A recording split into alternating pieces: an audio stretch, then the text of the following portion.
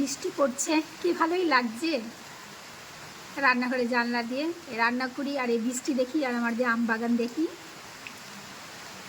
আজকে সোমবার, আজকে একটা শুরু করছি ছোট্ট ব্লগ। আজকের ব্লগটা বেশি বড় করবো না, বেশ ঠান্ডা ঠান্ডা লাগছে, ভালো লাগছে। এত গরম পড়েছে না, বৃষ্টি পড়লে ভালোই লাগে। এই দেখো আমি একটু সবজি কেটে নিয়েছি। এটা কিসের সবজি বলো তো?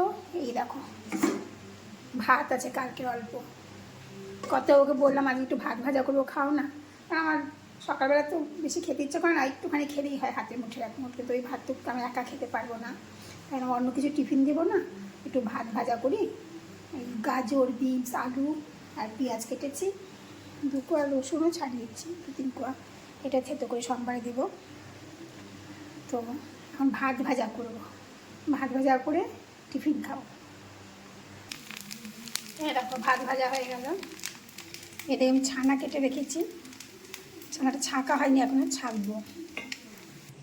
কত বাবুকে দিতে যাচ্ছি এটা। এখন সকাল থেকে ভিডিও করছি, অথচ তোমাদের গুড মর্নিংই বলা হয়নি। আসলে চা খাওয়ার সময় ভিডিও শুরু করিনি, তো তারপরে শুরু করেছি। তাই বলছি গুড মর্নিং বন্ধুরা। এই দেখো চাল ধুয়ে ভিজিয়ে রেখেছি, ঢ্যাঁড়স ভাজা করব। ঢ্যাঁড়সটাও কাটা হয়ে গেল আমার। আর কচুর তরকারি করবো। আজ আলুর কিছু করবো না, শুধু কচুতেই তুলবো, কচু ঝোল ঝোল মতো করবো। আর এই আমড়ার চাটনি, একটুখানি আমরা কেটেছি, 2টো আমরা কেটেছি, শুধু কর্তাও চাটনি খায় তো।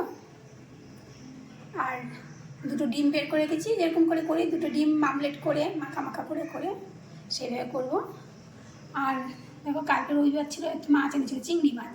সেই চিংড়ির তরকারি একটু রয়ে গেছে, সেও আমাকে খেতে হবে। দেখো আমার ঘরে পাতানো দই কি সুন্দর হয়েছে। কালকে কিছুটা খাওয়া হয়ে গেছে আর কিছুটা আছে। এখন কর্তাবাবুকে একটু ঘোল করে দেবো। এরকম কর্তাবাবুকে ঘোল তৈরি করে দিলাম। গুড আফটারনুন বন্ধুরা। কী কী রান্না করেছি দেখো। রান্না করার সময় কিছু কাটার সময় দেখেছো, কাটার পর রান্নার দেখাইনি, তো রান্নাটা দেখো।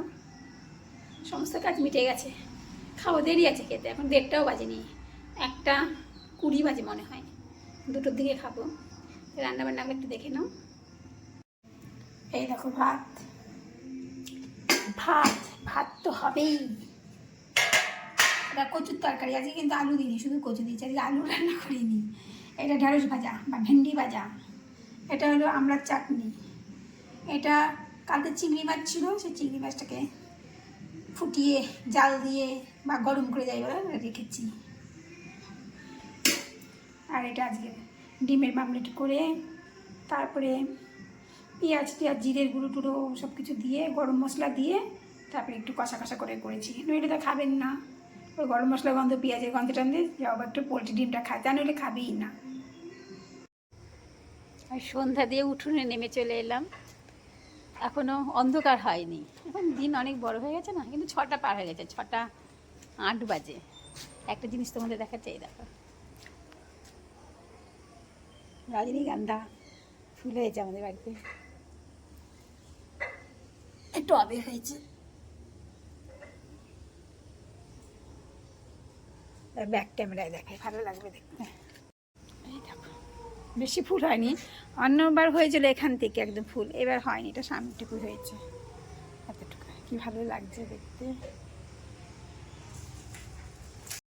আর করবি ফুল তো রোজ প্রচুর ফোটে।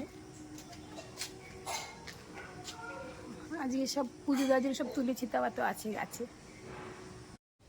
আমি বাইরেই বসে আছি সিঁড়িতে।